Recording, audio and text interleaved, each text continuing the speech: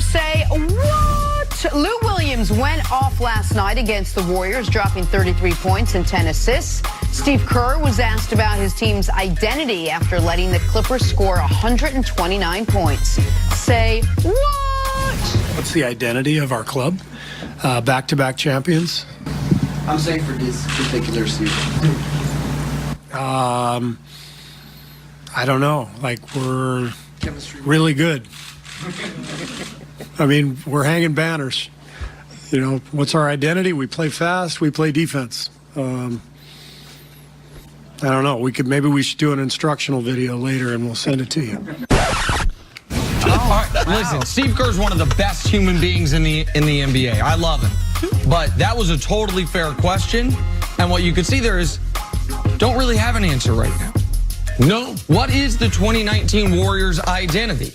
The hanging banners, two-time defending champs, that's not this year's team identity. No. Oh, no, they have an identity. Jenna Wolf called it and shocked me and you before when she talked about, isn't this what they did during the regular season? Up and down. Inconsistent defense, spotty, not elite anymore. And is Kevin Durant thinking about going somewhere else compared to, we didn't have that the last couple of years. And they're not a dominant home team anymore.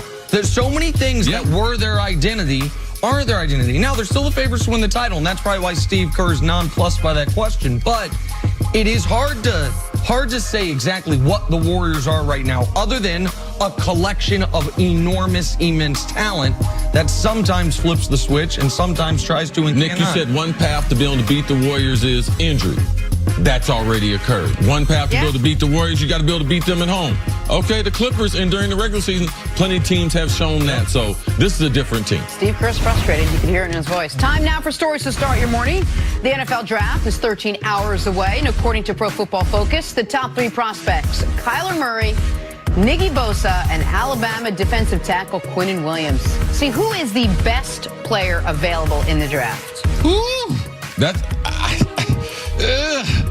this is the thing. I'm going to take Kyler off the board because the value of a quarterback is not fair comparing with the rush defensive end and an interior player in Quinnen Williams. All these players are very special, but ever since the first time I've seen him play, and that I think was when he was in the 6th grade, and that is Nick Bosa. He has dominated at every level. When he was at Little League, he came to St. Thomas Aquinas. We coached him there. On to Ohio State. We saw what he did there. And his bloodline, his dad was a first-round pick. His brother was a top 5 pick. And he's going to be a top 5 pick. I've had money, which I got a little bit. It'd be betting on him. Which I do. I'm going to take DK Metcalf. No, I'm just saying that mess with Chris Carter. The guy that looks like he should be. The man with the tight hips. Right, exactly. The superhuman wide receiver. Quinnen Williams is my answer. Quinnen Williams, I don't know if you can have the impact that an edge rusher can have as an interior defensive lineman, but the disruption he caused for the University of Alabama, and what I saw from him, people were sending out some video of him yesterday on Twitter, snap 88 of a game, his burst, his relentlessness. Quinnen Williams, I think, young too. 21, just turned 21 years old. Really good kid. Seems really like nice kid. With a really good story. His mom passed away. Yeah. If the Cardinals take Kyler, Josh Rosen is likely on the move. According to reports, the Giants, Dolphins, and the Patriots are all in the mix for the second-year quarterback if Arizona decides to trade him. Nick, what's the best landing spot for Josh Rosen? Let's get him right here. New York City. We're in the studio? No, well, yeah, I'd love that too. He gets you could make fun of his ears. He gets facts. Come on. Don't talk too loud. He can hear you. Okay, well, I'm going to talk as loud as I want because I'm saying nice things about him, unlike you.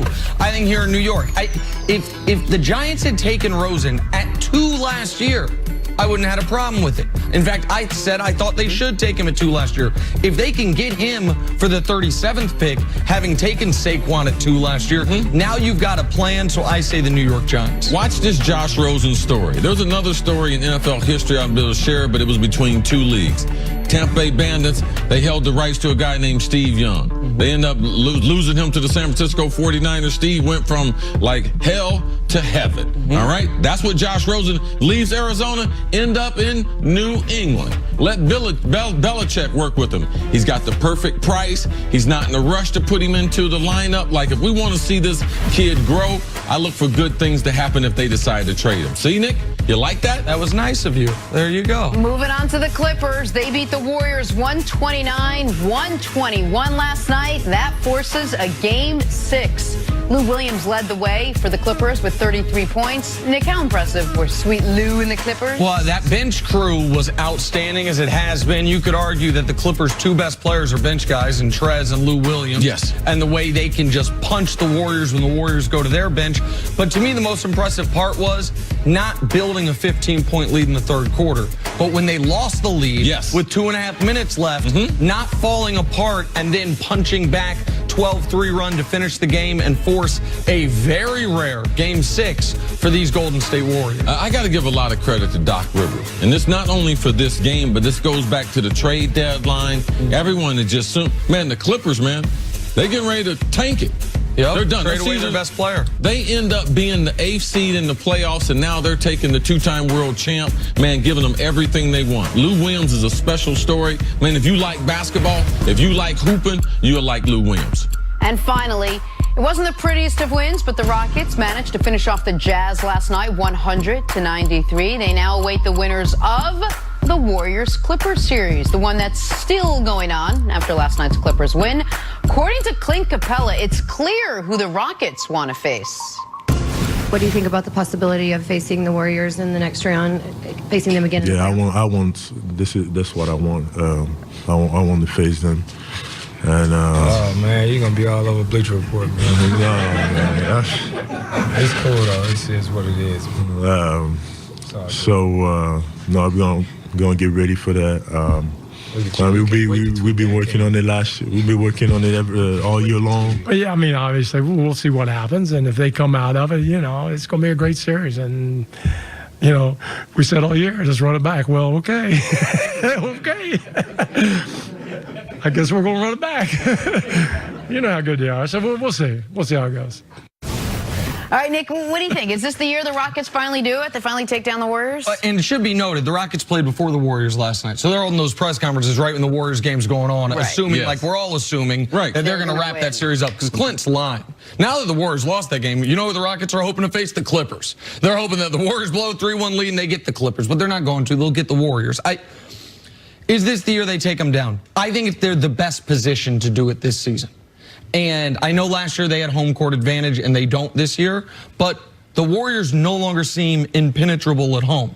The Rockets also catching them around earlier than the Western Conference Finals, given the way Harden has worn down in playoffs in years past and given Chris Paul's age, I think that is beneficial to them. And the Rockets are coming off a series of superb defense. Now, their offense is going to go as James Harden goes and as the three-point shooting goes. And Harden wasn't great in this Jazz series. They had a really smart defensive game plan. They did. Built around slowing him down.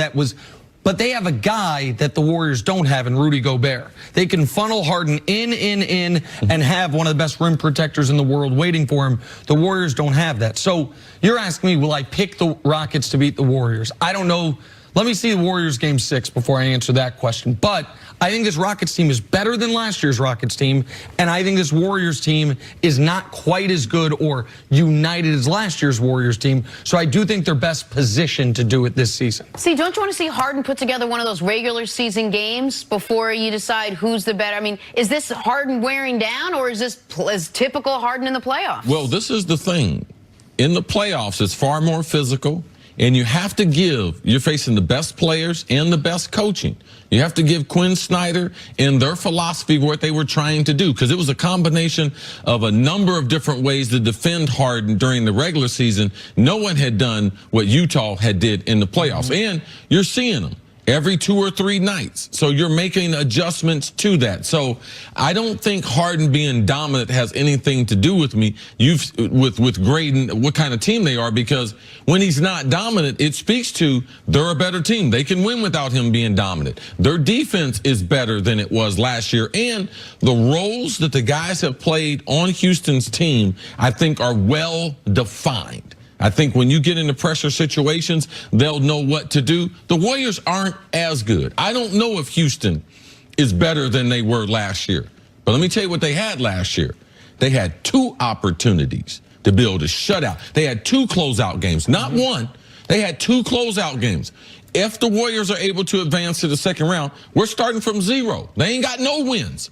They had 3. They only had to get one more win. So to say, oh, they're in better position now, let me take you back, 52 weeks or so. And they had a great opportunity last year. Just one real quick note on Harden in this series. His three-point average was the same as the regular season, around 35%. He was 37% on twos, which is about 10% lower than his regular season average. That's the Rudy Gobert factor. I don't think this was, bad playoff Harden showing up. I think it is the Jazz identity was defense. Rudy Gobert, they had a good game plan. I don't know the Warriors can execute that same game plan, and the Rockets' defense was as good as it had been all year long in these 5 games against Utah. All right, let's get back.